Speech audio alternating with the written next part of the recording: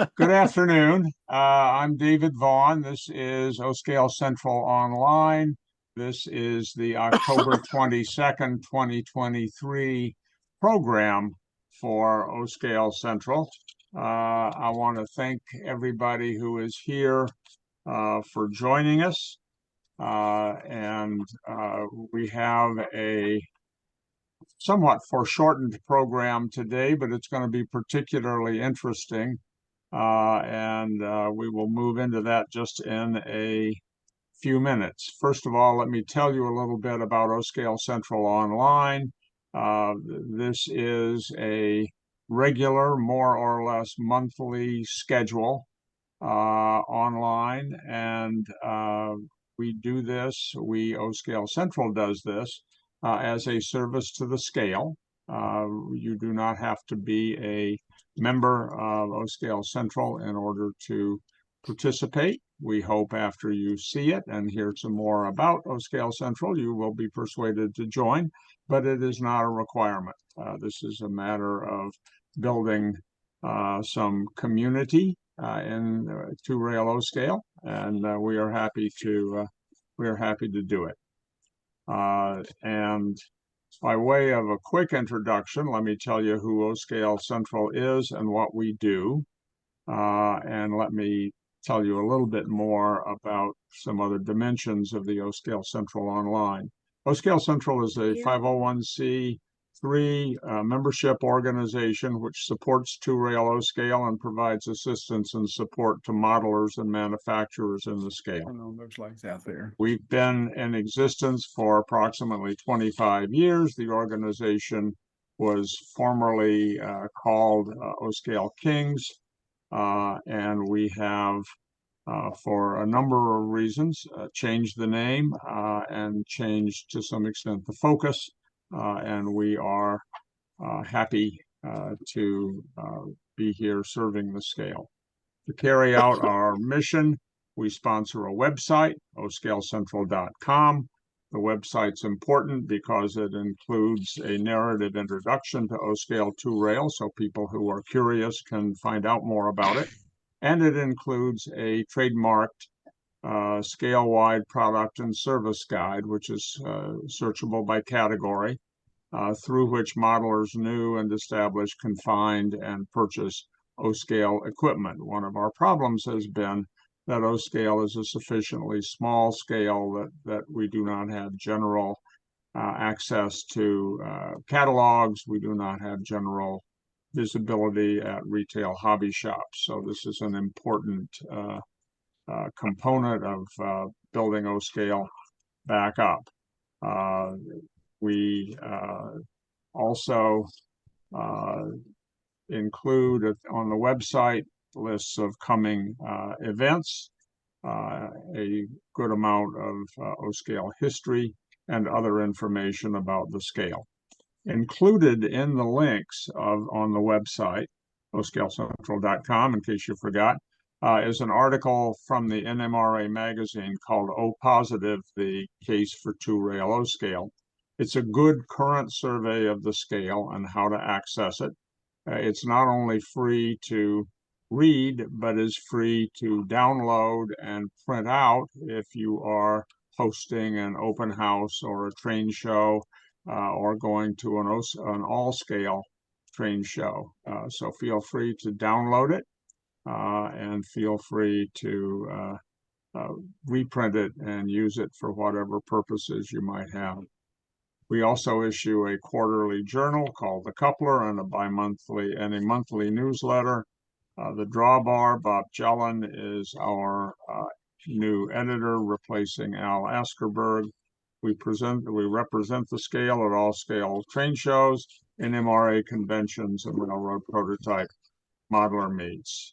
We support O-Scale two-rail conventions, train shows, and scale-specific activities, and we are working on manufacturer liaison and modular layout development. As indicated, we sponsor these O-Scale programs. I want to thank Greg Vigiano, who is our new coordinator for program development and for logistics. Now, he would ordinarily be making these announcements. Unfortunately, his father passed away 3 days ago, and he is not available today. But he would remind us, first of all, that we have a ongoing problem with background noise. We love your family dog and your grandchildren, and the hedge trimmer that is going outside your window. But if you can mute yourself, that would be good, so we don't have to share, except when you are actually talking, asking a question, making an announcement, etc.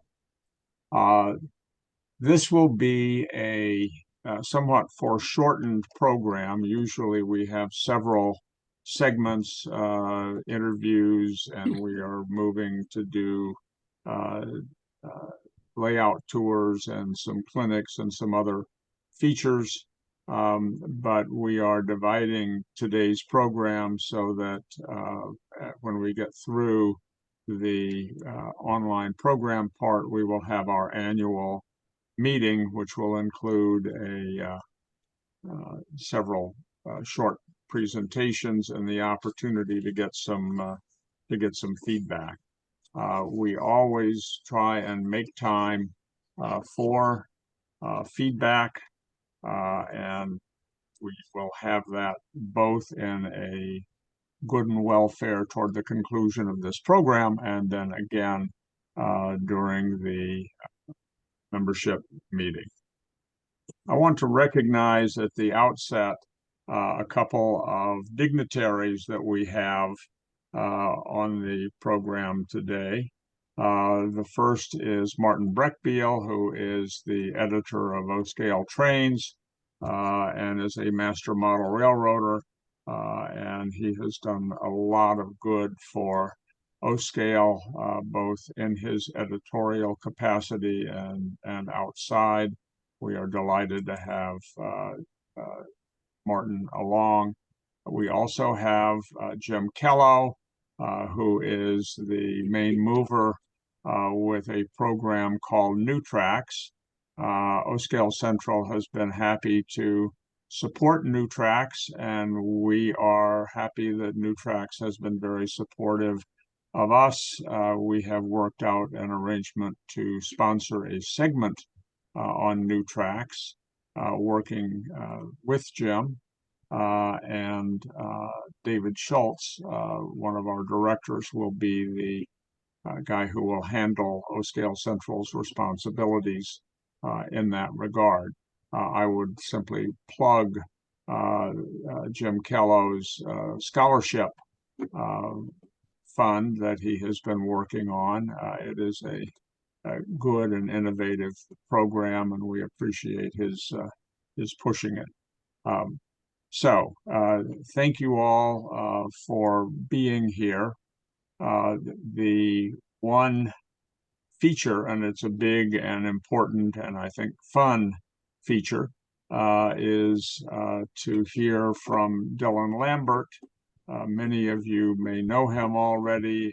He's certainly making a good footprint on the scale with his various locomotive and other projects. And I don't want to take away from Dylan telling us about his newest project and sort of where he got to where he is and where he sees things going. And I want to reveal my own bias. I happen to think that 3D printing is a main part of the future of two-rail O-Scale, because it not only if someone has noise in the background, please. Sorry. Thank you.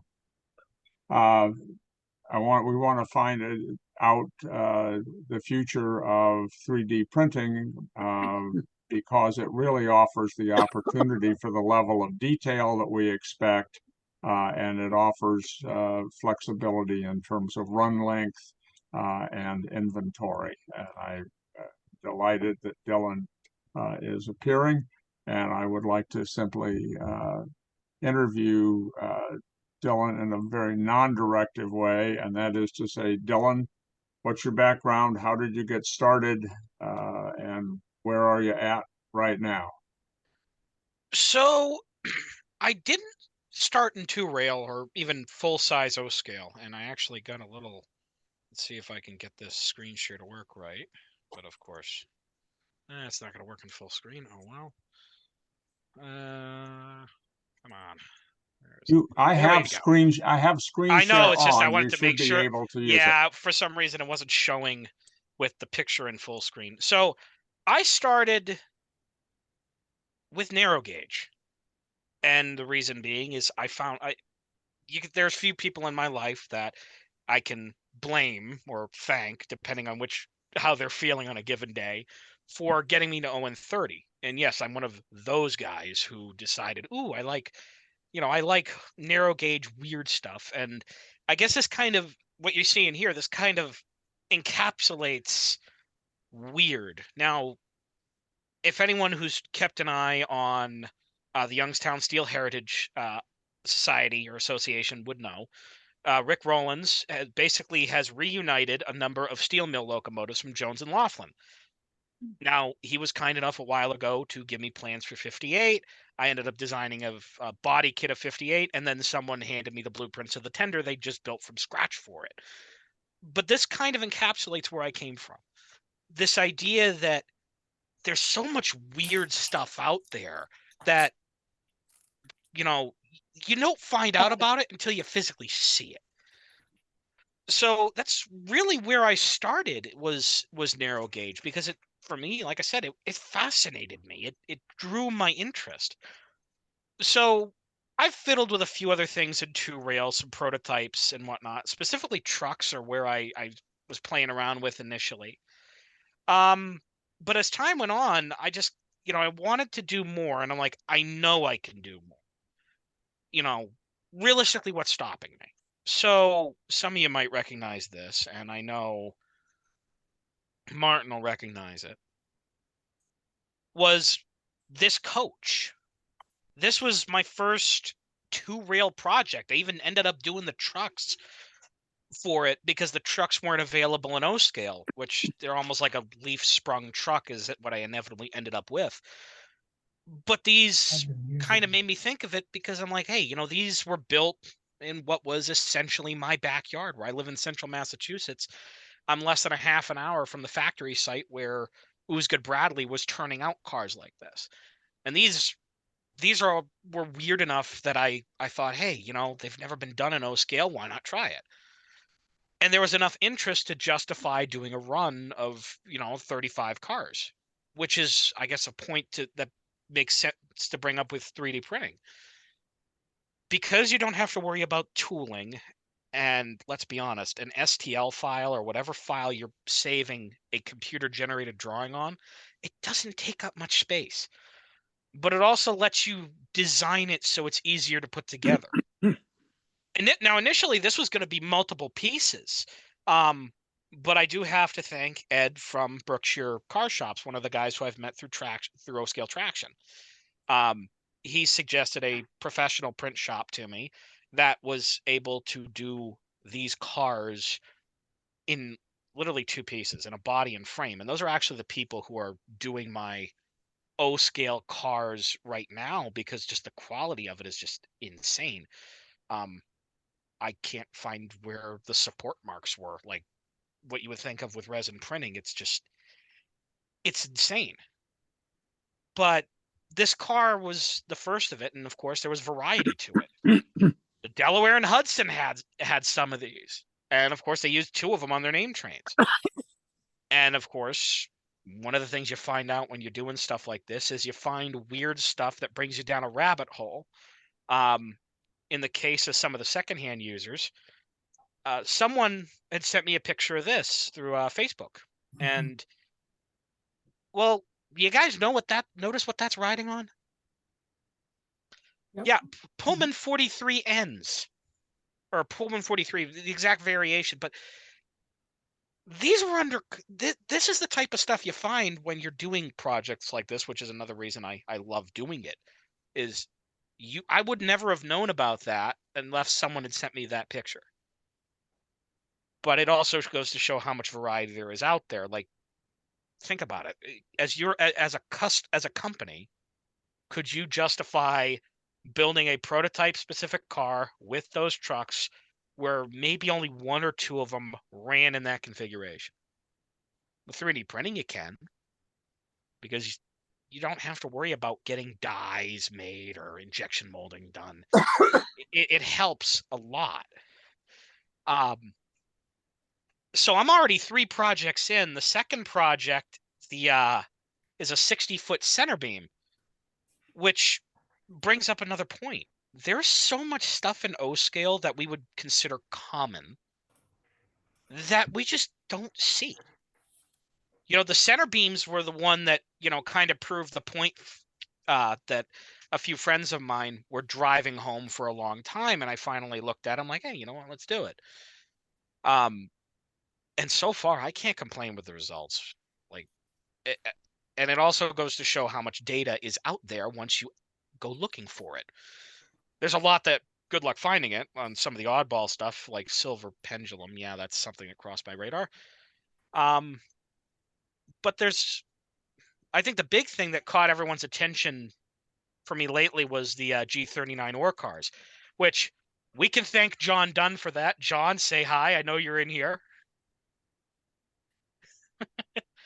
So John, if I remember, he had seen the center beams and he had shot me an email. He goes, "Hey, did you think of a G39?" So there was drawings that I could track down pretty easily.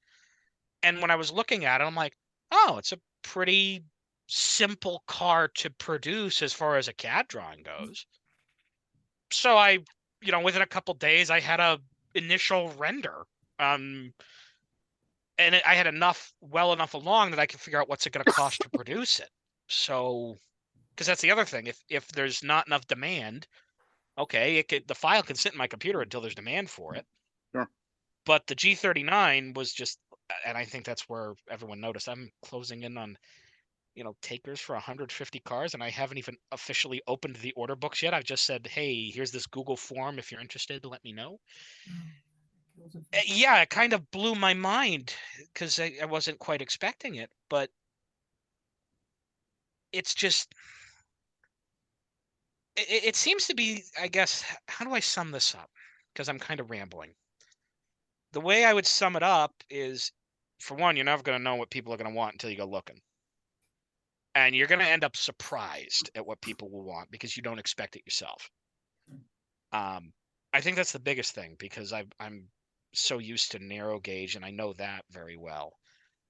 And there's stuff in O scale that as I'm seeing it, I'm like, they did that. And you never find out until someone shows it to you. Okay. I think I've rambled a little bit odd at tangents. So let's try and pull it back. What do you think, Dave? You think we should let's pull this? Let's get this a little bit more focused because I'm gonna just keep rambling and everyone's gonna go. The first question is, what do you have up your sleeve? Everybody always wants to know what the next project is. That's the nature. So I've got the G39, which is gonna be the next car to go out because the center beams will probably be going out within the next. I'd say within the next 2 weeks, the center beams are going to start going out. Specifically these. If some of you were at Strasbourg last weekend, John had a sample of this and the G39 with them. Yeah. There's 2 cars that I've got on deck. One of them was very easy to do up. Who recognizes those Capone cars? I actually was able to do this one up, and this is something that's back pocket, as basically I could pull the trigger on it as soon as there's enough people willing to do it. And that's one of the things you find out when you're doing a project is you realize there's enough engineering similarity between items that from a design perspective, you can start very easily with one model to create it. So Rock Island's Capone cars, I'm looking at the drawings of the Capones and I'm comparing it to the Boston and Albany cars, which I had done just before these. And I'm like, there's way too many similarities for this to be a coincidence. And I'm like, who was building the B&A cars? Because Chicago and Northwestern had ordered a number of clones for their commuter operations, and come to find out, they were on the shop floor at Standard Steel at the same time as Rock Island had ordered their components. So that made it very easy to do that. One of the other ones, an X58 boxcar, and this is something I've had a number of people going, make it, Oh, yeah. make it. Oh, yeah. So the structure is overall has been the easiest thing to do. Those drawings are very good. The biggest question I've got is, well, there's two of them. One, it's the underframe to make sure you make it so it at least looks right. And that's one of the things I've had an issue with so far with the Pennsy drawings. They give you great drawings of the superstructure, but they don't really give you like the underframe, or in the case of the boxcar, drawings of the door. So I'm trying to track those down so I can fill those gaps in, because the boxcar is, I think, easy enough, and that's going to be another one. There's a few other cars that I've tossed around. I started asking questions about C&W gallery cars the other day. Mm. And then, of course, as I'm thinking about it, because I like, going a little bit overboard at times, as I'm looking at them, I'm like, how do I make it so I can remotely open and close those doors? Like, how do I do that? Okay, I've got room above the vestibule because it's not like I need to put, scale models of the AC equipment that you're not going to see. So I'm thinking about how you do stuff like that. There's another one that I had too that's kind of sitting in the back burner. So I've got a bunch of electric multiple unit drawings that were done for the New York Central. So when I was going through the files and working on those, because I've been playing with those in my spare time, because I wanted to do an ACMU, but then went down a little bit of a rabbit hole. I found this, and here's the thing: there's nothing that I can find that suggested that the drawing for this was a car that was actually built. Because there was a few drawings in there of stuff that wasn't built, including an articulated multiple unit car that would have followed the ACMUs. The drawings called this a Putnam Division multiple unit. Now, there was a lot of similarities with their first batch, but this was a little bit shorter. As I'm looking at it, I'm like, wait a minute, the Putnam Division never got electrified. Mm-hmm. That was like the oddball stepchild of the New York City area commuter lines. Yep. I'm like, so they thought about making an electric multiple unit? I'm like, okay. Short enough car that I could play with. But that's another one of those things that I've had floating around, because this is a small enough car that, say you only make 2 or 3 of them, it could realistically be produced stateside. Now, one of the things you run into with 3D printing is the sheer length of the car. So the B&A coaches, the reason I looked at doing multiple pieces originally is because for printers in the US that I could get access to on, a reasonable scale, the car was like 3 or 4 inches too long, even for the largest ones. Thank God for professionals who do 3D printing for aerospace and automotive, who are kind enough to do some printing for some hobby guys. Thank God, because otherwise it would have been 2 pieces and not nearly as nice. There is some other stuff I've been tossing around too. And it was George Lightfoot had brought it up. An SW1001. And of course, there's drawings of the hoods. And my initial thought was, could you make a conversion kit for the Atlas switchers that are out there? I'm like, because I don't know about you guys, but maybe I just luck out and seeming to run into the 2-rail Atlas SWs. But they're always into oddball paint jobs or road names that like really doesn't have any use. Like, I see more of them in UP colors than anything, and I'm like, I really don't need it in UP. I'd want it in like Boston and Maine, or, something like that. But that's usually what so there's that. And of course, trucks are something I'm, wanting to do more of, because I've already got truck drawings. One of the things I did about a year and a half ago was a bunch of CAD drawings for O-scale trucks. So, like, I've got Pullman, H&H, Bethlehem. I've got a bunch of these that I've drawn up. I'm like, okay, how hard would it be to convert it to a sprung truck design now that I've got some ideas on how it goes together? And that's another thing that I think I could realistically do, just based on what I've learned. But it's really going to come down to, what do people want? Which is why I've fallen into using Google Forms a lot, because it's, hey, do you guys want it? Tell me if you want it.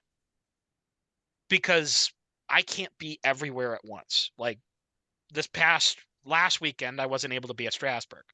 Like, I plan out months in advance when I'm going to go to a show, where I'm going to stay, all that. By the time, and John had brought it up with me, he's like, hey, are you going to be at Strasbourg? I'm like, crap. I hadn't even thought of Strasbourg, because most of my shows I'm so used to going to are more narrow gauge focused. And I'm thinking about it, I'm like, no, crud. I'm like, it was so inside of the window for me to go, or at least for me to make it work in my head with my rather OCD levels of planning. I'm like, okay. But we were able to pull together a prototype quickly, and John was willing to take it with him. And yeah, I've heard good feedback on it too, when people have sent a message my way, so I'm quite happy with that. Trying to think of what else. I mean, I have looked at a Mac FCD rail bus too, because I could power it. For New Dylan? Haven guys out there. Dylan, may I interject something for a second? Sure thing. What I really like, gentlemen, about Dylan is that his egos are at the door. When I approached Dylan about the G39 project, Dylan had no idea who George Losey and Jim Musser was. These are gentlemen that have written freight car designs and freight car books. And I was very fortunate to be friendly with both of them, especially George Losey, being a personal friend. Within 48 hours, Dylan, George had stepped right in with Jim, who actually made a G38 and G39 using George's plans. And I must say one thing, that in conjunction with George's help and Jim's advice to Dylan, he didn't pretty much say, go away, I hate you all. Okay. Instead, he said, you know what, guys, show me what needs to be done and let's do it. And I have to tell you, gentlemen, if you are interested in doing a project with Dylan, first of all, be honest and be straight with him. Make sure that you really want to do the project and be able to put the checkbook next to your name. The first thing that I did with Dylan with the center beams, I ordered 2 of the center beam cars. And then I talked about other projects, because Dylan knew who John Dunn was to save his soul. Okay. So I stopped with that. Dylan, go right ahead. So, and that's another thing. George and James deserve a huge thanks here too. Because for one of the problems, and it's the same problem I'm having with the X58. Like, good drawings of the underframe were a little bit tough to come by. Like, you could, on the G39, you could see some parts of it in the side elevation drawings. But then when you flip it, like, you look at the bottom of a car and you go, okay, some of it makes sense, right? And, of course, having that other bird in my ear chirping, going, hey, you're missing something, that was a huge help for me. Because, well, for one, there's just so much stuff. There's so many little things with a car that, yeah, I'm going to miss something. But that's also why I usually have people look it over. I've had many other projects that when I've done them, I've had someone check it out. Like the Boston and Albany coaches. For me, it was Ben Elmore when I first came up with it, and I was talking about it in one of the EIO groups, and here's this kid that comes charging out of nowhere. He's like, "I'll take 12." I'm like, "Huh?" I'm like, "What?" Like, really? I'm like, "You really?" I'm like, "I don't even know what they're going to cost you." And he goes, "I don't care. I can't get him at O scale. I can get him at HO just fine, but I want to do him an O." Because there were a few that, ran up in the north. There was some that ran secondhand on the Vermont Railway he wanted to model. So having someone like that who can be a help, and James, as far as the underframe goes, was a huge help.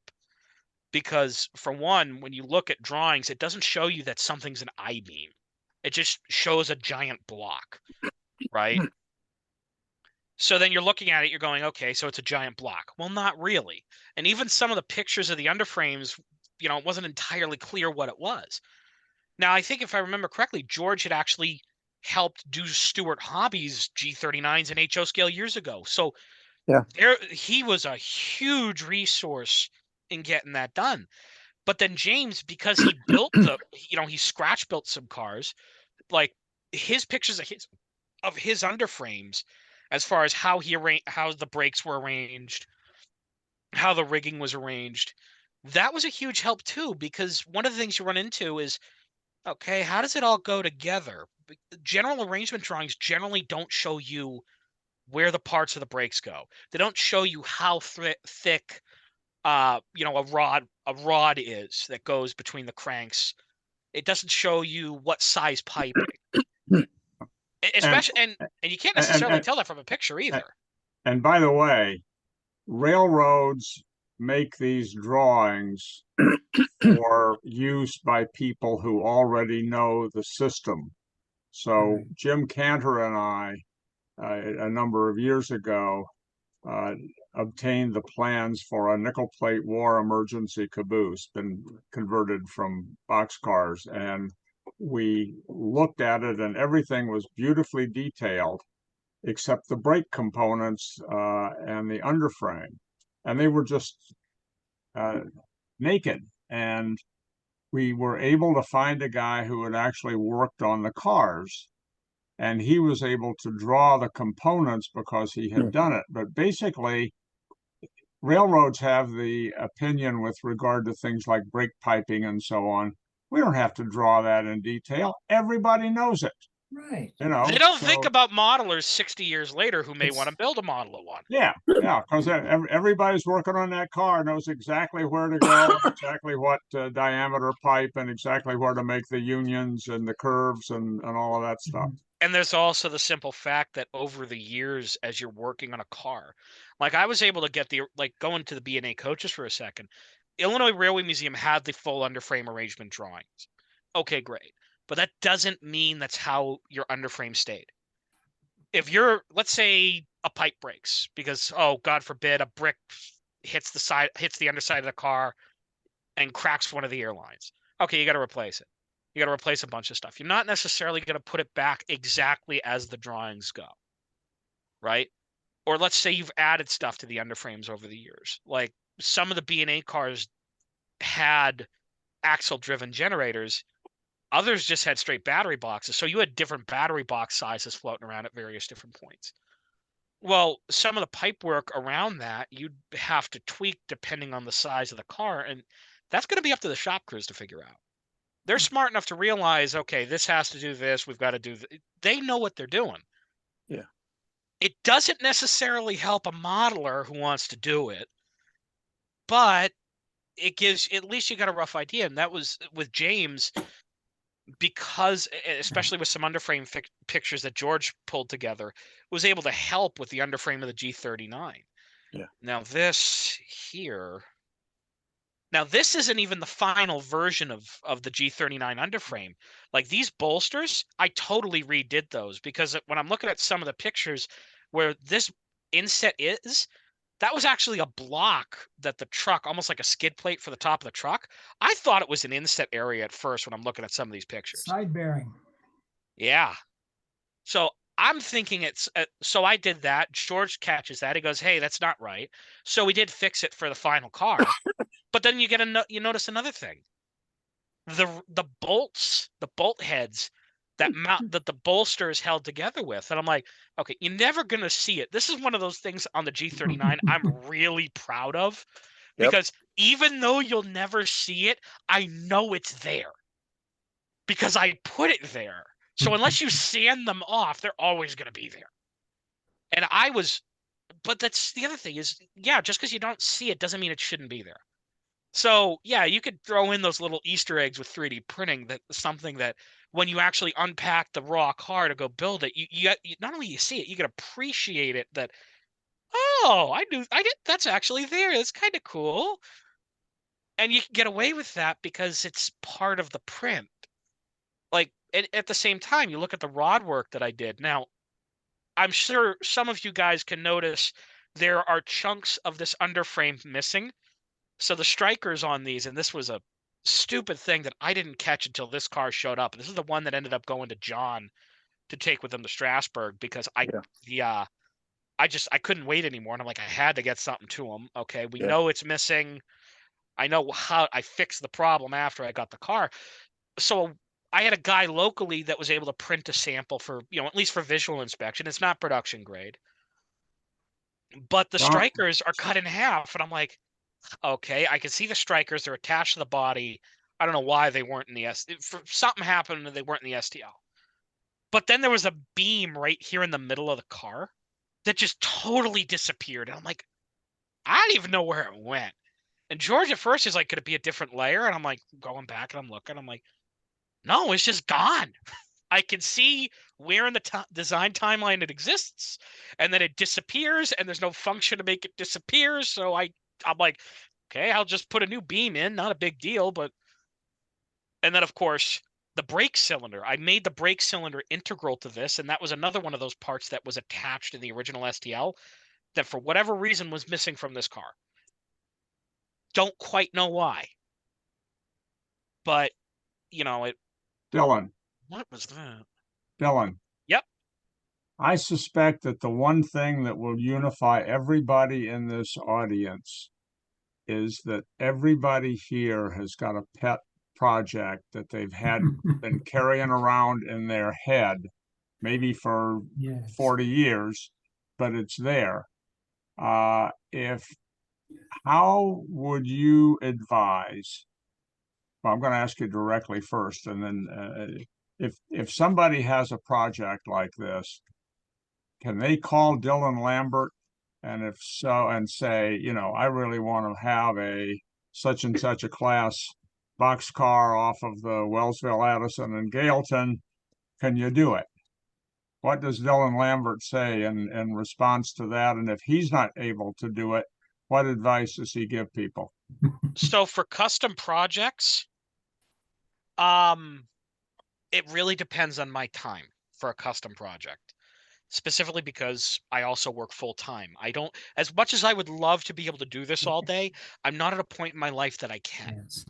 So, I mean, the reason I looked at the G39 when John brought it up, one, it was a simple car to design, but it was also a car that kind of fit into my mission statement of, hey, why don't I make stuff that nobody's made before for O scale? It fit right into that mission statement. As for advice, so the reason I do computer design stuff, 3D printing, is very simple. I cannot scratch build to save my life. If you gave me a pile of materials and said, build a flat car, build a box car, or it's off with your head, my head's probably going to be coming off, because my scratch, for me, working with that small detail stuff when I can't physically grab it and look at it myself, it's hard for me to envision it. The CAD, the computer, that's my crutch. That's what I use so I can stand up and I can actually do something. Because it's a lot easier for me to fiddle with something on a computer screen and then print it off or make it or whatever. And then if there's something wrong, go back and fix the computer file, which is what we've done with the G39s. Like we're doing the last visual sample this week, hopefully, assuming there's no other little tweaks we got to make, and then I can open the order books for these things and start spinning them up. So I guess another thing I could say for advice is know what you're strong at, know what you're weak at.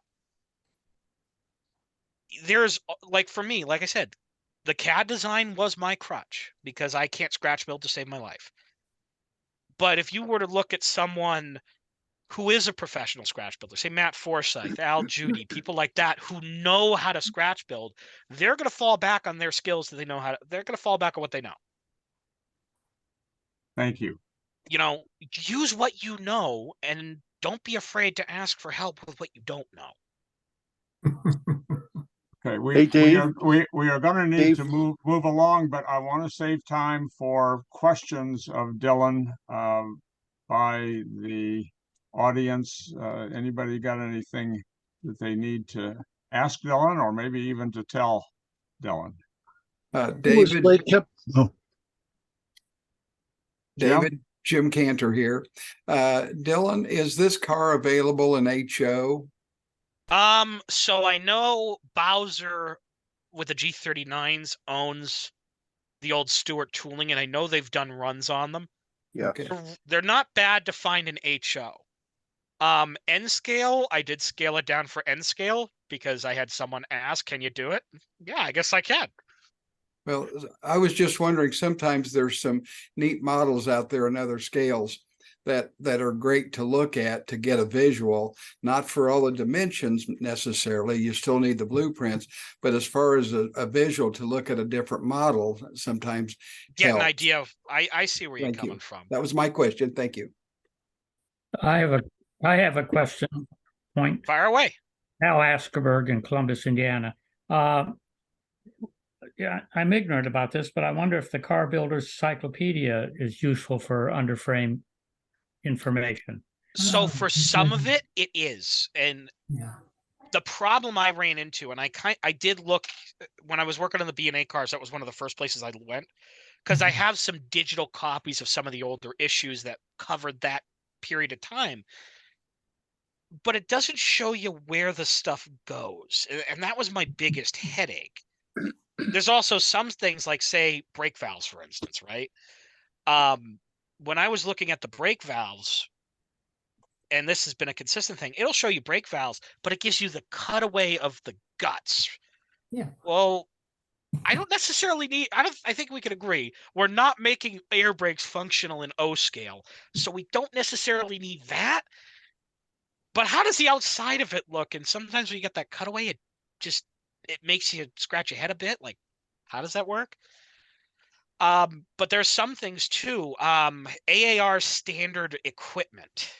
What I noticed in some of the older ones, AAR or USRA standards, there were full detailed drawings of how the cars were built, including underframes where stuff was placed on cars like that. So if you run into something that, say, was derived from a USRA or AAR design, you could probably get pretty close using that data or using that information. But you're going to run into cases where there is something specific to that railroad or that car that, you know, if you could get close, good. But that's really what I ran into, is it gives you the components, but it doesn't tell you where they go, at least not normally. Thank you. Any more questions for Dylan? I came in late. I wasn't sure if he said what program he was using for the 3D. I'm very interested in that. Okay, so I use Fusion 360. That's actually what I learned in. I've been thinking of going to a Libre. I've got a friend in aerospace who actually uses it, and Autodesk who makes Fusion 360. With how they've changed it around, like years ago, when I first started doing this, it's almost like 6 years now. Their license for someone to just do like what I do, they didn't charge you for it. And it's not like you needed all the features, but they've started getting weirder and weirder with it. So, okay, you've got a year for free. But how they term it now is so weird. I'm like, okay. And of course, if you want the full suite of features, which I don't necessarily need, it's like $1,000 a year. And I'm like, I don't need that, but okay.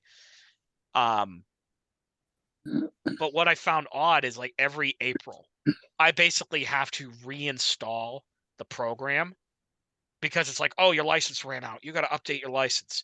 And it only lets you do it by reinstalling the program, which is the stupidest thing I've ever seen. Other questions?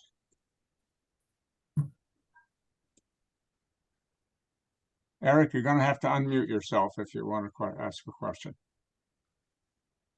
Yeah, tell me a little bit more about the printing service you're using. Okay, so the company in question, so because I don't print the stuff myself, part of it is, and that also goes back to when I used to actually print some stuff myself years ago. But it's basically you have like a triangle. On one point is production, another point is packing orders, another point is designing. For me, it was a trade-off because I work a full day job. So the printing company I used it's a company. They've got an office in California, but I know they're printed overseas. It's called HLH, which I've actually thoroughly enjoyed working with them. They've been very good. I don't know if anyone saw on Facebook a couple months ago how I came home to find the Boston and Albany coaches in frames, i.e., 4 wide open wooden shipping crates with a bunch of broken stuff in them. They were great to work with on dealing with that problem too. So it's not just, oh, they're giving you great customer service. If there's a problem, they're like, okay, we're working with you on it. Because it wasn't even their fault, because, you know, even if it's not their fault, they still were backing me up. So I can't complain. But what I've never fully understood is how in the world do they get these prints looking so good? Like some of the printers you could have out there, you get like layering lines in them. These cars honestly look more injection molded. And I know they didn't make, there's no way they made an injection molded tooling for the G39. There's no way, because I did get a production grade sample and I'm like, there's physically no way. Like, and some of the spots where you'd expect to support, say under the brake rigging, there's no marks there either. So between like no cleanup you have to do on the cars for little nicks and stuff in the print, to just the outright, frankly, they've given me, I've had a great experience with them for this type of work. Oh God, I love them. They're phenomenal. And the quality of the product too. Do you know anything about their printers they're using? The resin printers, I assume? They are resin printers, but these, the problem I've had with wrapping my head around them is I can look at them like, okay, so it's a Chinese made printer at first. I'm like, okay, so it's, but the size of some of these printers, okay, the printers they're probably doing my cars on are the size of my living room couch. Their largest printer is the size of an 8x10 room in my house. Yeah, but also it comes down to what their basically their mission statement was, which they were 3D printing for aerospace and automotive. Some of these parts just get outright huge, so you need huge machines to do it. I still don't get how they get the resolution, because like even small commercial grade machines are only just now getting into like 12K resolution for resin. And this is far and away from that. So there's got to be something else they're using to cure it. I just don't know what. Right. Okay. Question for Dylan. Dylan, if people have follow-on questions for you, or if they want to persuade you to do the great custom project in the sky, how do people get a hold of you? Do you have a website? Yep. And how would people reach out? Okay, so I do have a website, lambertlocomotiveworks.com. Do not be surprised if within the next month or two how it looks changes. I'm in the process of redesigning it because I've added so much stuff over the years. I just want to make it look neater. I am on Facebook at Lambert Locomotive Works. You can message me through that, and my email for Lambert Locomotive Works is also linked on the Facebook page as well. All right. So if people have stuff that you think about after the program is over, but you want to follow up with Dylan, you can do it. as I think I said, I see 3D printing as the future of two-rail O-scale because of the high level of detail that you can get, and because you don't have to worry about pesky things like tooling. You don't have to worry about pesky things like inventory. It is made for O-scale. And I think the stuff that Dylan is doing and the approach that he's taking is really awesome. I think this is really where things are going to be going. There will be variations on the theme, but and probably other people getting into it. But Dylan is sort of showing the way on this, and I see that Martin Breckbiel is showing something. Martin, unmute yourself and tell us what it is. 3D printed wind splitter from All Nation. Ah, yes. Excellent. Not an easy assembly, but because it's a lot of pieces. Mm-hmm. Right. But otherwise unavailable. Mm-hmm. Problem solved. It's available. So even an old blacksmith company like All Nation can get into 3D printed products. So that's great. That's great. All right, we've got some time constraints, and I want to move on. First of all, I want to do a couple of things I should have done at the outset and didn't. We are making progress with our technical capabilities, and we have a brand new coordinator, Greg Vigiano, and he lobbied to have a one-click link to get everybody in to the program. I think that's a great idea. I was all in favor of it. The Zoom that I use tends to be for legal proceedings, and so we want a waiting room. We want you to have to punch in the meeting number and the passcode and so on, but I understand most of the rest of the world doesn't want to do that. And so I was happy to work with Greg. We've got some kind of technical hiccup on that. It didn't work. I apologize. We will get it taken care of in time for the next show. And I want to highlight for that, the next program will be on November 19. Sunday afternoon, same time, same place. It will have the same meeting number and the same passcode, although I believe that we will no longer be using passcodes going forward. So you'll be able to dial directly in as you were able to do today. We do not have the program yet, but I will guarantee you that it will be interesting folks talking about interesting things. We've got a couple of layout tours that are being developed. We're going to go back and try and do some minute clinics, and we will have news.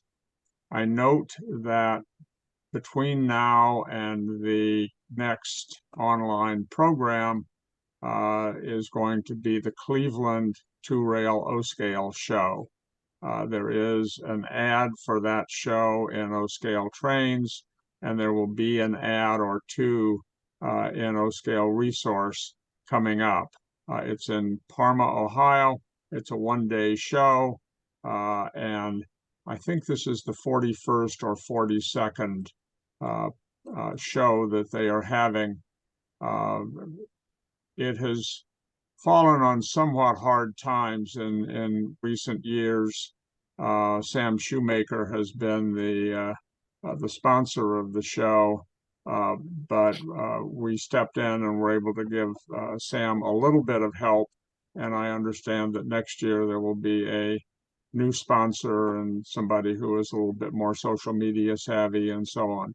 But I'm going to go to that show, and I would encourage other people to do. There's an interesting long time O-scale two-rail community in the Cleveland area.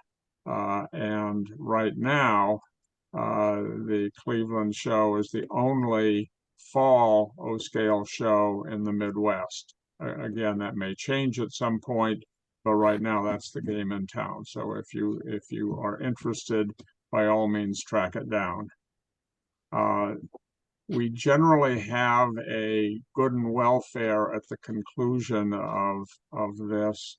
And if there are people who have announcements, products, or meets, or whatever, you should tell us. And Eric Peterson and Jim Cantor, I know that we have an NMRA show coming up in Indiana that is going to have a defined O-scale corner. Do either one of you want to speak to that? Sure, I can talk about it. This is a Danville train show on November 18th. And what we did last year is we got a separate room for O and S scale, O scale 2 rail and S scale, and we had a good time. The rest of the show is sold out, but I think we still have a few O scale or S scale tables available at that event. And so I'm hoping it'll be good fun again. And if you have any questions, let me know.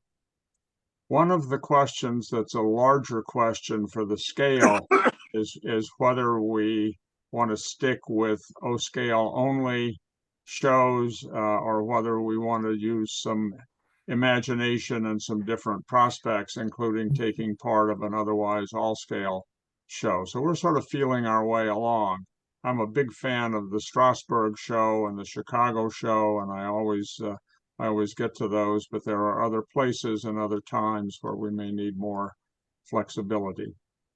Are there other announcements, questions, products, meets, anything up?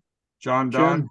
Yes, Jim, in the beginning, I was not going to talk about this, but I thank you for reminding me. Due to the generosity and of the firehouse at Strasbourg, they have been outstanding landlords to us over the years. Of course, now with Rich running the show himself, this is now the second year in the row, I believe, that we have had an auction that all the proceeds, 100%, goes to the fire company to help them offset what we found out very quickly was the fact that how they were not being given any type of monies at all from the state or anything like that in regards to running their volunteer fire company.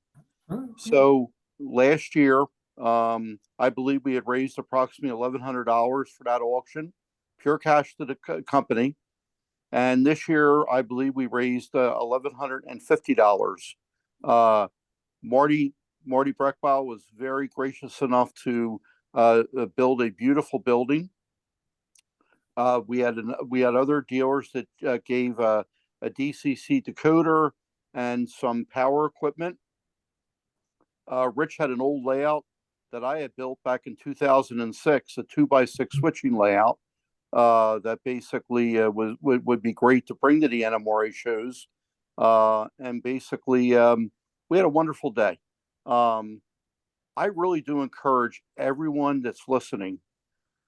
There could be another 1 or 2 shows throughout the United States.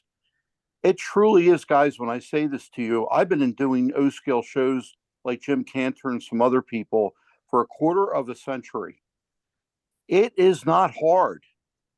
You just have to find the right venue. Now, I realize some people say, yeah, that's easy to say, John, okay? But, you know, we all go to church on Sunday or synagogue, hopefully. These places would love to see a train show or whatnot. We're in by 9 o'clock on a Saturday or 8 o'clock or whatever it is, and we're done in the afternoon. It's a good fundraiser or a good money raiser for them. Really think about it. Just make sure one thing, if you decide to do it, check with everyone and I mean this in the United States, I'm not kidding you, about making sure you don't stamp on anyone's feet. Yes. We're in a wonderful scale, and we cannot afford to do something stupid like that. And basically, other than that, Dave, thank you so much. And I am so thrilled you were able to get Dylan to come on board. He is a young man that basically made an old man's dream come true. Thank you. Very good. Thank you, John. Appreciate that, and appreciate the work that you've done in Strasbourg. And John and Rich Yoder have run a very, very nice operation in Strasbourg over the years.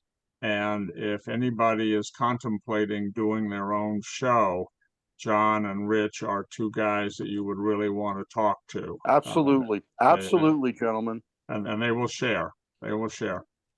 Okay. Now, at this point, we need to change hats and put on our hat for the annual membership meeting, which is required by our bylaws. But like everything else that we do, this is an open process. People who are not members are welcome to observe, listen, ask questions, comment, whatever. This is an inclusive rather than an exclusive organization. If for some reason we have to vote, only the members in good standing will be able to do that. But the bylaw provisions make a quorum, a majority of members present. The bylaws call for a presentation by officers and committees, and a presentation of the officer candidates for terms coming up. And for us, we love the opportunity to get some feedback from our members. So if you've got questions or comments, the membership meeting will be an opportunity to do that. We may very well want to adjourn the formal meeting after a relatively short period of time, but this is the kind of thing where we will keep the show open and be able to share back and forth and kibitz. And by the way, I should have done this before and I didn't, but we have another distinguished guest in the audience, and I want to make sure that he gets recognized.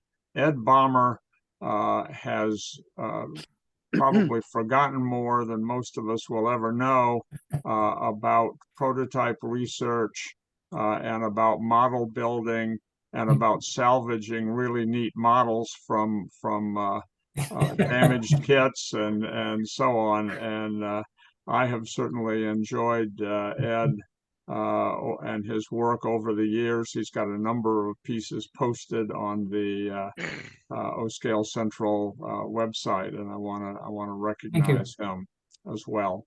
And then finally, before we turn the page, I hope you guys will stay. By the way, please do. Okay. But I want to thank Dylan for making himself available.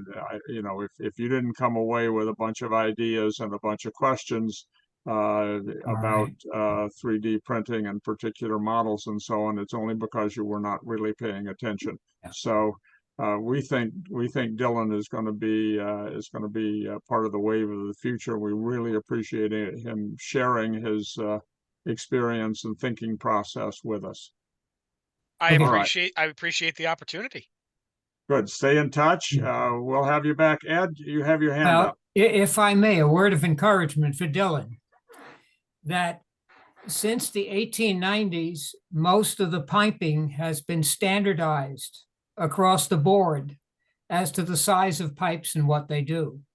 That's why things can change underneath a car, but still meet the standard. There are standards for controlling the pressure of the air and everything else used in brakes, but it's a lot more standardized than you think.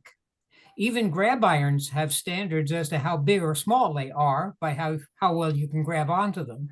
And it's the master car builders in the old time and the AAR later on that came up with these. And some of them you find in car builder cyclopedias and you don't, but it's scattered all over the place, depending on who made the fittings. And as for the triple valve being cut in half and what you see, that's to let somebody know where the parts are that make it go, because they can see that that's the front and not the back. So from the inside, they know which is the side you want to see on the thing. It's just not necessarily the side that me as a modeler wants to see. Right, I know, but you gotta figure out what's inside, that make I outside. I get that. Just I do gotta those car builders database, those car builders books are incredibly helpful though. They are, yeah. But like even still, knowing how stuff changes over the years. It does. I mean, think about it. The first Chicago Northwestern bi-levels were built with steam heat. Well, that's what they had at the time. Yeah. So, those were originally they would have had steam lines. They wouldn't have had HEP cables. All right, guys, we're gonna continue this conversation. Okay, I'm happy to have everybody do it, but we're going to do it after we get through the formalities of the membership meeting. I encourage all of you to stay on, and we will continue this as part of the good and welfare segment of the show. So we are adjourned in the program and now proceeding to the membership meeting. And I invite Ken Nesper, our secretary, to call the meeting to order and do any preliminaries that he has. Thank you. Yes, we'll call the meeting to order. And I wanted to do just a couple of things. I'll give you a quick overview of what the agenda looks like, and then talk a little bit about protocols. But it'll be, David's going to talk a bit about where O-Scale Central has been this year and some of what we're thinking about doing for next year. Joe Norman will give us an update on our finances, the treasurer's report.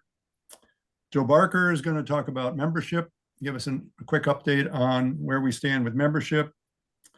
And Eric Peterson's going to talk a bit about his role as vice president, particularly in liaison with the NMRA.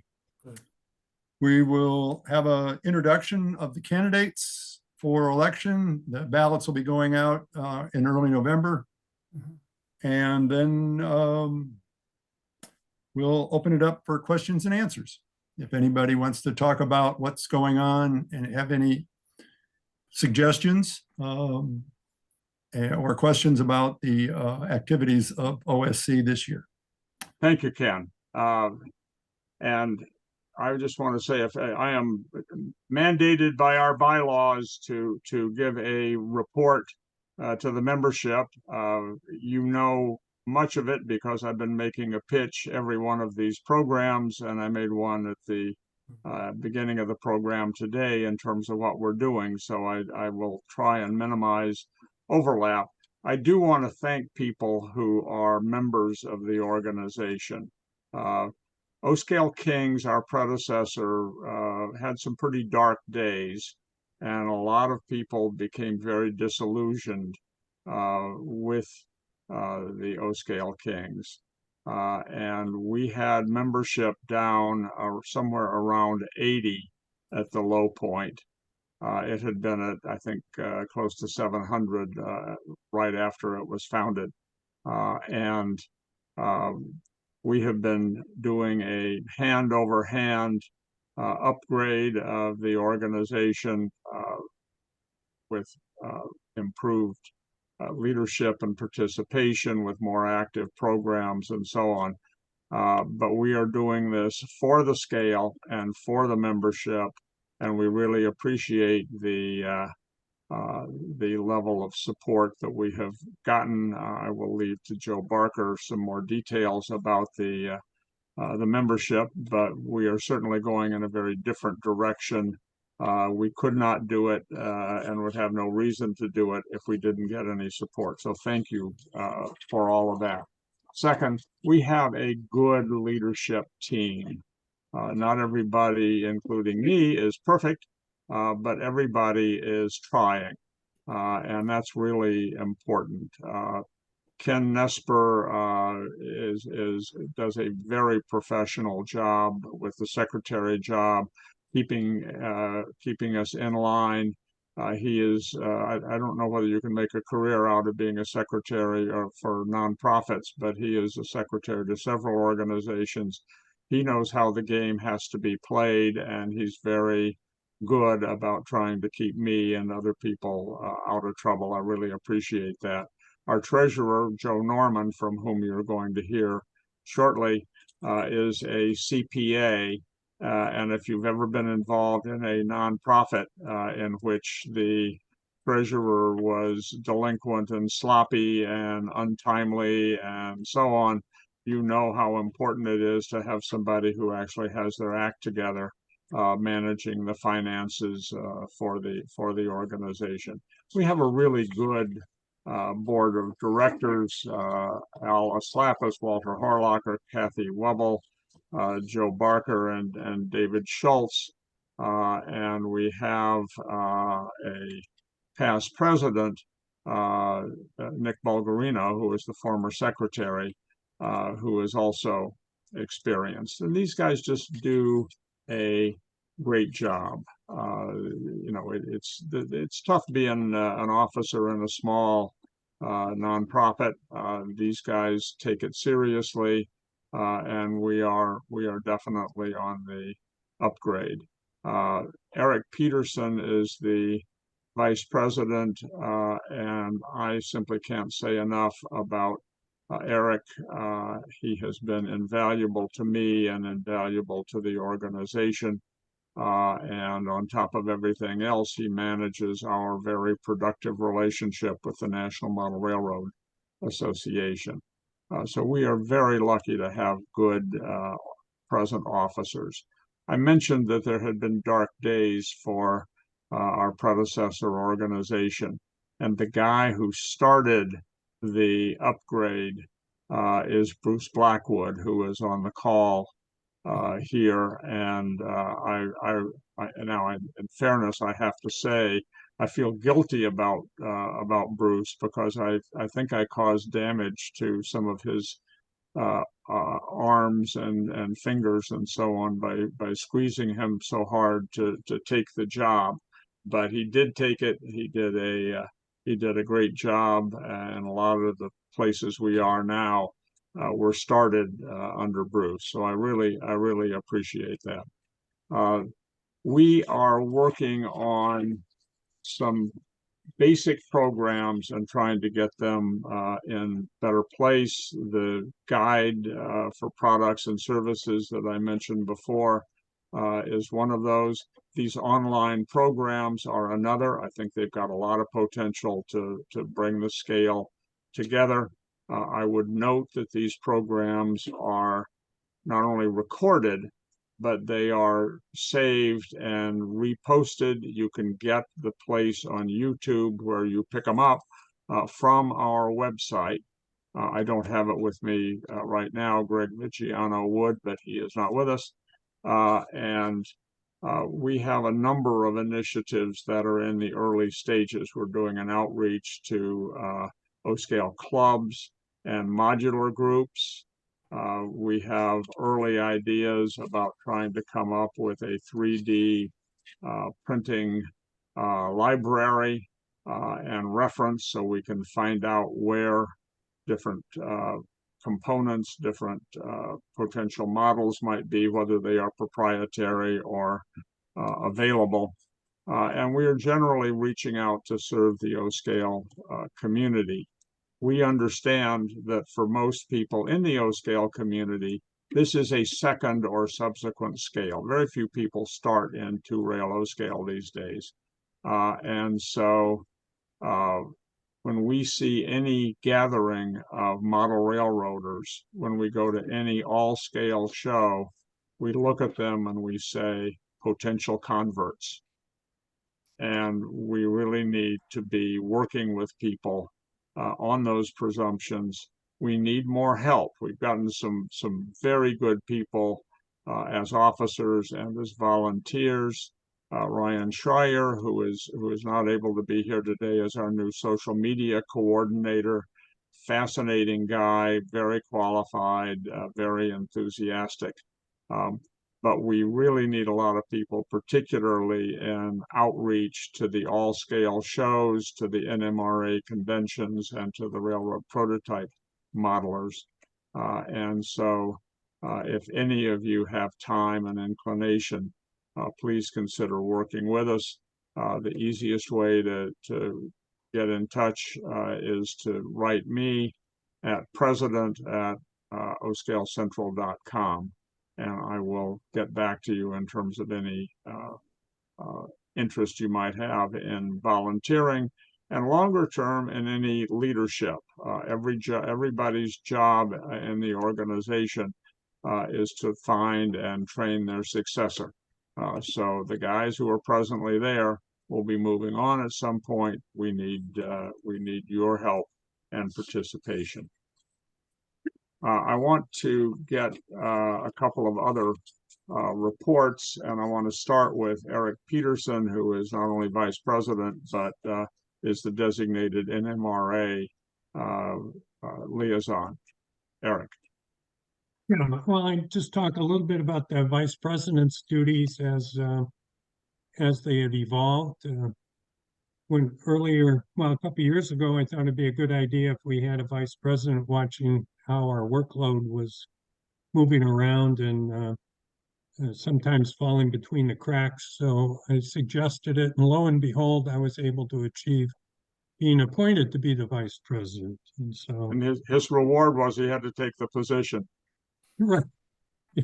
Yeah, that's how these things go, as you know. So some of the things I'm involved with is the website. I'm the contact within the organization for changes or edits, updates and additions. And then I work with Dan Dawdy to get them actually implemented. I can do some of them. I also ended up doing quite a bit of support for the OSCAL National Convention in Denver. But one of my assigned topics is our relationship with the National Model Railroad Association and their activities. And we've achieved quite a bit, I think. I've been a member of that organization for over 60 years, and I've always found it open to everybody. And when we moved in 2017, most of our good friends now in the Indianapolis area are people we met through the hobby or my wife's activities as well. So some of the things that are going on with the NMRA is, first of all, the National Convention in August. We had good opportunities there because we are also a special interest group within the NMRA. That's a legacy that was set up by the OSCAL Kings prior organization, and it's been a big benefit. As an example, they helped out with the OSCAL National Convention, and especially that facilitated our insurance for that event. We have had multiple articles from OSCAL people, some highlighting OSCAL in the NMRA monthly magazine that has grown in quality and size to now compete with some of the other hobby magazines. And we especially have participated in the NMRA National Convention. The last one was in Denver. We had a display and a display layout in the special interest group room. There were multiple clinics given by OSCALers on OSCAL related topics. And there are, of course, many other clinics at the NMRA National that are of value to any scale. And we had quite a few layouts that were available and open to tours during the convention. As part of my trip, I visited 5 different OSCAL 2-rail layouts, and it was really impressive. I found at the National Train Show, since we were talking about 3D printing, and I just remembered this, I found a person that potentially can build some station buildings for me in OSCAL doing sections of 3D printing. And he had samples there at the train show. And so I'm looking forward to that. All NMRA activities are open to all scales, including O Scale 2 rail. You don't have to be a member to attend a couple times and see if it's something you want to follow up on. And so I just see many opportunities for O Scale involving things like train shows and things like that. So as an example, they're often very inexpensive. A 6-foot table at our ONS scale event coming up in November is only $12, and it's $3 to get in at the door. I don't think anybody else can beat that price. And there'll be over 1,000 people attend that event. So those are the kind of things going on. If you have any need for information, just want to talk about something, about anything, quite frankly, please get a hold of me, and I'd be glad to help out for the hobby and the scale in any way I possibly can. Super. Thank you, Eric. I'd like to hear from Joe Norman, our well-organized and professional treasurer. And when you talk, mention the advertising initiatives that we have underway now too, please. Well, first, I'd like to cover our financial position, and we are really in a very strong position. We have more cash now than we've had in the 3 years that I've been treasurer. So that gives us a little bit more flexibility in the things that we want to do. This year, through the first 9 months, we are running a surplus, revenues over expenses, and it looks like that's going to hold through the fourth quarter. So we're going to be in good position to head into next year. What's the account balance at this point, Joe?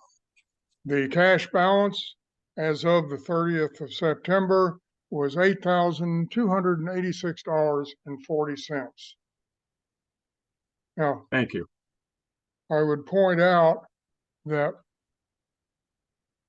our two major expenses in almost every year, number one is going to be our advertising program, and I'll touch on that in just a minute.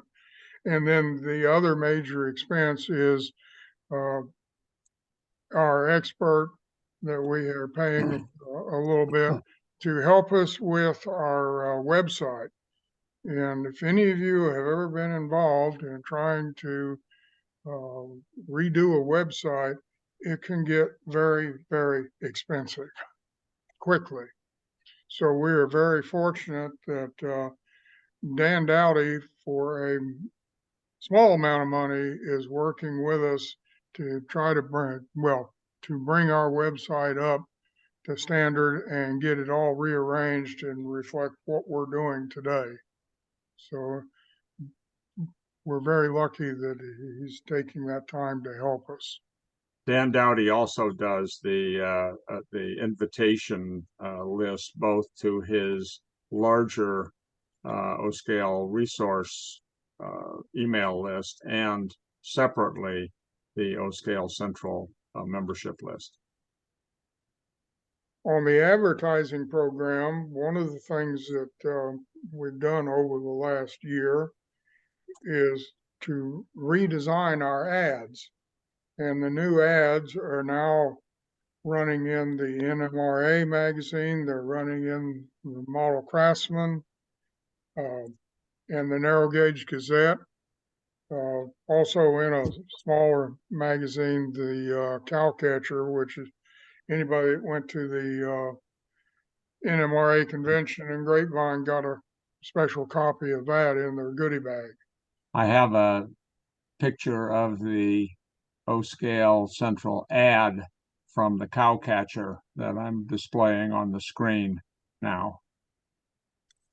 And look for our ads, and we'd appreciate any feedback that anybody has about what you think about them and whether their effectiveness and any ideas that you have.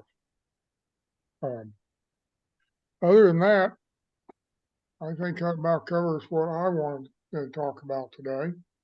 Super. Thank you very much, Joe. Appreciate the job that you're doing.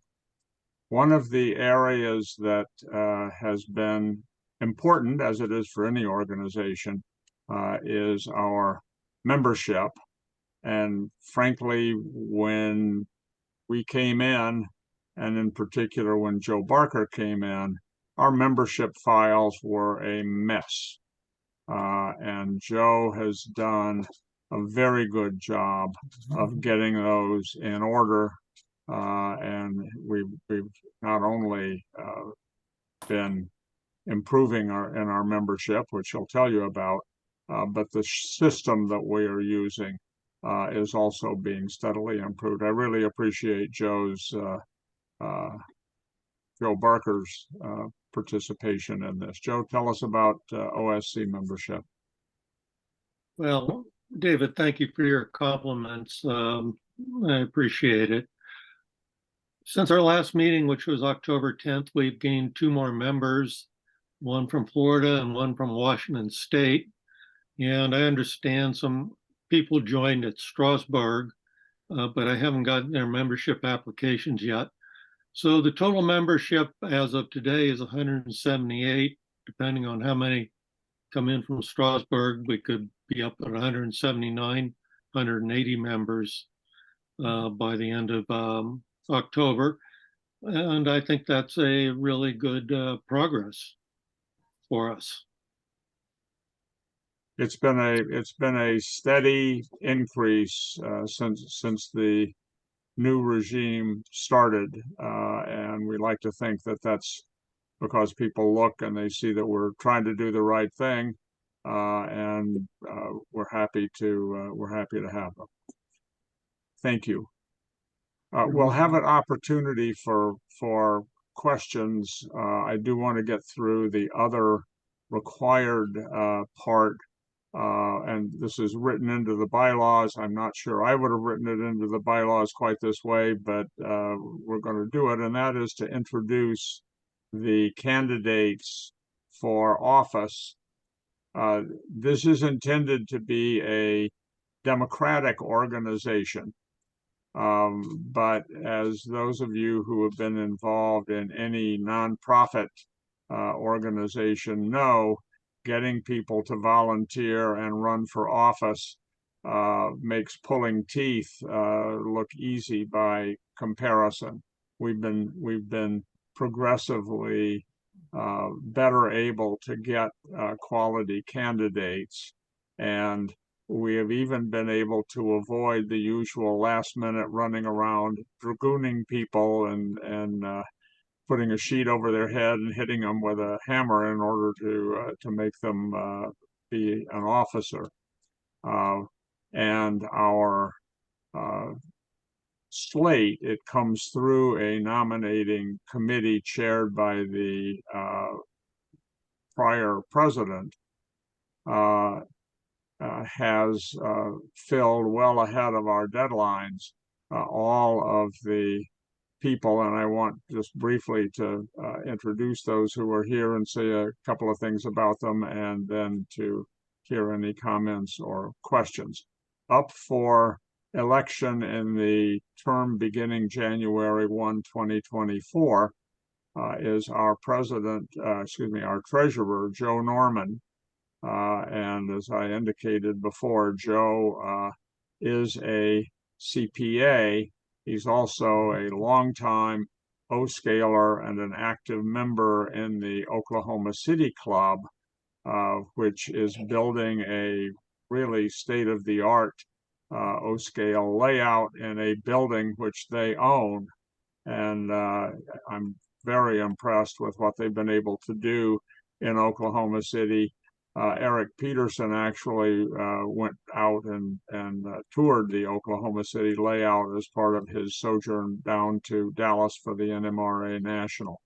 But we are delighted to have Joe coming back for another term as treasurer. And Joe, if you wish to add anything, you certainly may do that, but you're not obligated to. Well, I have a campaign speech here that I thought I would give.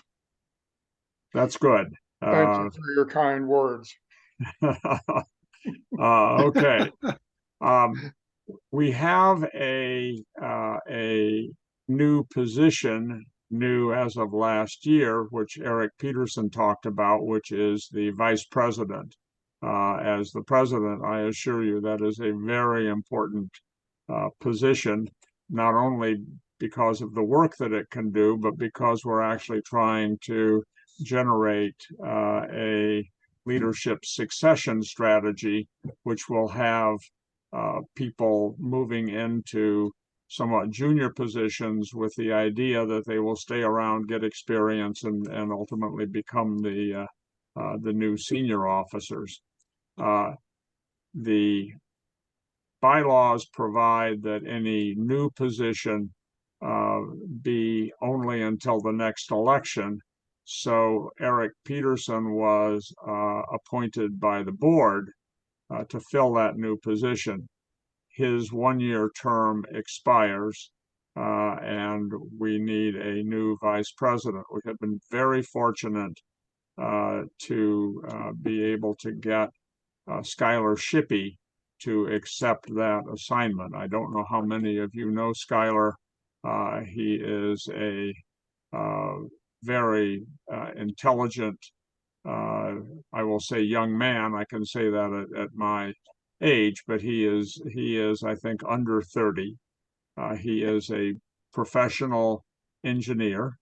He is the former president and perhaps future president of the Detroit Model Railroad Club, where he has been since he was a teenager. And he is just a good, sound guy. Many of you may have seen the modular layout that was at the OS2R National Convention, and Skylar designed that layout and had a big hand in its construction. They always say if you want something done, give it to a busy person, and Skylar is certainly a busy and accomplished person, and we are delighted to have him step in to the vice president position. And we have taken him aside and whispered to him that his next job will no longer involve vice. Think about that. Anyway, and for me personally, two, he's a Michigan guy, go blue, and two, he's a nickel plate fan. So as far as I'm concerned, he is like the trifecta. So we're looking forward to him. He is, I believe, at a club meeting this afternoon, but he has assured us that he will be taking the position. All right, and then we have three board positions open. Kathy Wubble has served very well in a board position for a 2-year term, and she has been very helpful in policing and keeping up to date our product and service guide.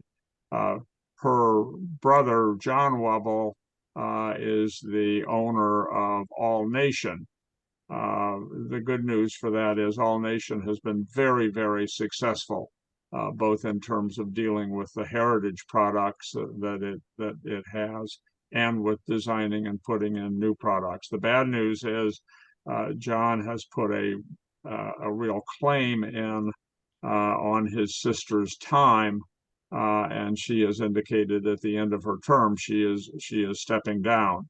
We have been able to find a highly qualified successor for Kathy on the board of directors, and that is Eric Peterson. You were probably wondering what happened to Eric at the end of his vice president term, and was he unceremoniously pushed out to make room for Skylar Shippey and the youth movement? No such thing. Eric will continue to be involved in the leadership. Also up at the end of their 2-year terms and running for re-election are Al Aslapis and Walter Horlocker. Al is from Michigan and comes out of the automotive industry is a very interested, active modeler and has been a good addition to the board. Walter Horlacher is from Florida, and his main interest is modular layouts. And so he's been very good at talking about some modular projects down in Florida, and perhaps being able to work with Rich Randall and other people in terms of getting some O-scale modular layouts up and running. So we are quite comfortable with the slate of officers. That is not to say that you can't run. The bylaws specifically allow write-in candidates. And it is certainly not to say that you should not consider being involved in a leadership capacity going forward. Next year will be a very active year in terms of candidates and terms expiring. And we are always looking for officers. We have a second category of leadership called advisors. And those are people who are proposed by the president and approved by the board to serve in non-elected capacities. I note that the editor of the Coupler, the social media coordinator, and the online program coordinator are all advisors. We are always looking for people to step up and take leadership responsibilities. Right now, we have several projects going on. I mentioned the 3D printing project, which is at a very early stage. We have a club outreach program and a modular group outreach program, and we have an ongoing need to have more visibility in all-scale shows, prototype modeler meets, and NMRA activities. So if any of you or if you'll give me like 10 minutes with you, I perhaps can twist an arm or two and get you involved. We would very much like to get you involved. And I would say I've worked in a number of organizations and O-scalers, notwithstanding their reputation for being a bunch of grumpy old men, I speak of that as a grumpy old man, it's really a good group. I really like, we have a lot of fun. Eric Peterson and I, and Joe Norman and I, we go to the NMRA National, and we come away not only energized and not only still speaking to each other, but we actually like each other more and know each other better. So it's a good group to get involved in, and it is something that I'm certainly positive about. And I think if any of you are able to reach out and participate in the leadership, you'd find that to be the case as well. All right, that is, you've seen quite enough talking heads, particularly my talking head, and what we've tried to lay out where we are in a number of different areas, including program, including the organizational procedures, including finance, membership, including outreach to NMRA.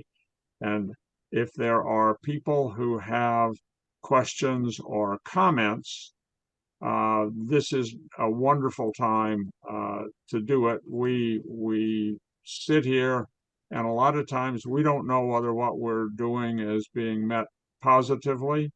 We don't know whether somebody else may have a better idea than what we have in terms of making it work.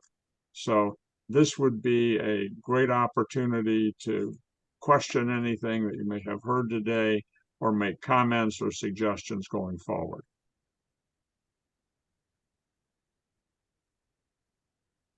I got a question or recommendation, David. Sure. So the one thing is, Scott Krasowski. Yeah, Krasowski. Yeah. So one thing is, can we like maybe be more aggressive? I mean, we have a lot of members or non-members at this meeting. Maybe at the beginning of the meeting, bring it up that this is, paid subscribers and we need more, as part of the opening to the meeting.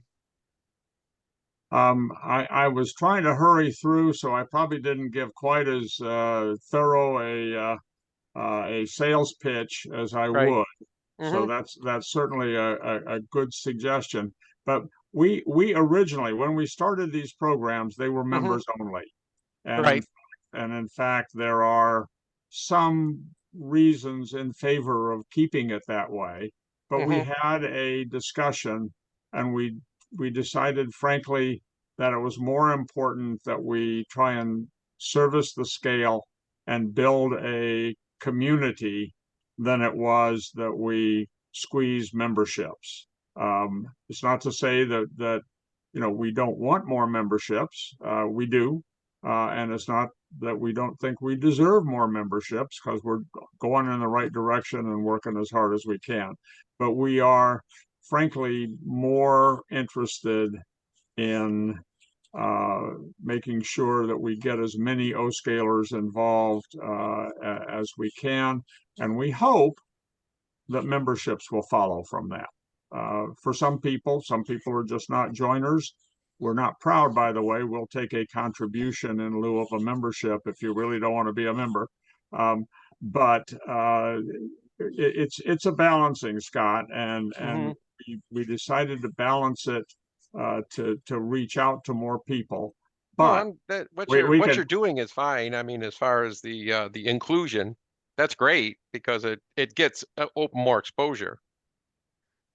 Good. Within the O-scale community. Thank you. And Scott has just, his was a paid commercial for having people join up. It's, sinners belong in church and O-scalers belong in O-scale Central. Along that line, David, how do we tell if our membership is expired or not? Because I renewed today just because I couldn't remember when it expired. I went looking, couldn't find anything.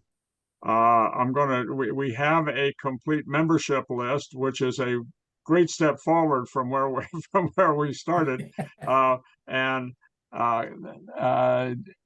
Nesper, do you have that handy? I have it handy. Joe's got it. And you're paid through the end of this year, and you'll be getting a renewal notice in November. And if you sign up when you are already a member, it simply gets added on to the end of the term. So if you send us a year's dues and you're still a current member, it'll simply go and you'll be a member through 24. Excellent. Then I don't have to pay it anymore till 25. So you just signed up? I don't. I did it through PayPal because I couldn't remember when I did it. I checked PayPal yesterday, and so you signed up like yesterday or this morning? No, like about a few minutes ago, less than an hour ago. Okay, that's the reason I don't have it. Okay, thank you. That must be Scott's sales pitch that pushed you over the edge. Thank you, Scott. Thank you, Scott. Well, it was just I couldn't remember if I paid, so I figured I'd better pay before I say something I shouldn't. Thank you. Well, we do sell multi-year memberships, and for some people, it's easier for them to do 3 years at a time than it is to be in the am I paid up or do I owe somebody again? So feel free to join. We've got members out through 2027 or something. Not a lot, but some, and we're happy to have them. So essentially, vote early, vote often. Yes, sir. That's good. I like it. And just to answer Scott's request for more marketing on membership, I can do that right now. It's only $2 a month. It's $24 for a year. And if anybody in O-scale is spending doesn't think that's small change, please talk to me. But it really is great to have some money in the bank, and we're not just sitting on that. We're actually looking at spending at or what we're going to take in for next year as we really crank up on advertising. So those things are all in the mill, and we not only would like to have some money from your membership, but as David has said, we also need people to work on some different tasks. Like we talked about the product and service guide, we need somebody to work on that on an ongoing basis. And we're always looking for marketing help. We've got some good resources that we basically just need to get them organized and pull them together. So that's my pitch. Please join and please give us a hand if you can. Yeah, Other I questions, other emailed you, comments? Eric, in the chat too. I got it. Oh, you got it? Okay. If you see it, maybe it's in your spam folder or something like that. No, It wasn't. I got it. Okay, Jim, so if you need help on any of that type of stuff, let me know. Will Or any of do. this marketing stuff or video editing or maybe Beautiful. you could just talk if you want to ping me sometime, set up a Zoom meeting. We can just chat, see what you're after. See if I can deliver. Oh, I think excellent. you said all the right words. Okay. Yes. Okay, Jim Kello, you had a question or comment? I do. We looked at PayPal for our 501c3 for the scholarship, and PayPal charged us a fee. So we, instead of going with PayPal for the solicitation of our funds, we went with a company called Zeffy, Zeffy. 100% of everything that comes through Zeffy goes direct to our scholarship fund. They don't take any money from it at all. It's my understanding that any 501c3 is eligible to go through Zeffy. So if you might want to consider investigating that, because whatever the fee is that PayPal is charging, Zeffy won't charge you anything. 100% of whatever comes in to Zeffy goes straight to you. Thank you, Jim. What Appreciate the is Zeffy? suggestion. How do you spell Zeffy again? Zeffy.